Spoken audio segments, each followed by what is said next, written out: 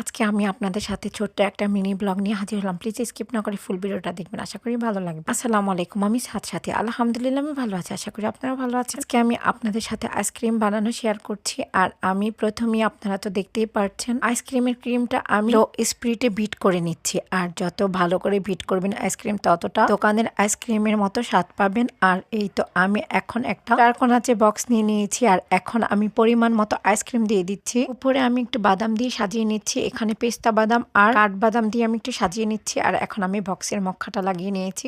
আর এখানে আমি আমার ঘরে কেকের কিছু বক্স ছিল, এই বক্সের মধ্যে এখন আমি আইসক্রিম গুলো দিয়ে দিচ্ছি। ছোট ছোট কাপ আইসক্রিম বানিয়ে নিচ্ছি। তো আমি এখন পরিমাণ মতো এই ছোট ছোট কাপে আইসক্রিম গুলো দিয়ে দিচ্ছি। আর এখন উপরে আমি কিছু বাদাম দিয়ে দিচ্ছি। আর এটা চাইলে আপনারা দিতে পারেন, না চাইলে স্কিপ করতে পারেন। এই তো আমার সবগুলো আইসক্রিম রেডি। আর এখন আমি 7 থেকে 8 ঘন্টার জন্য আমি ডিপ ফ্রিজে এই আইসক্রিম গুলো রেখে দিব। আর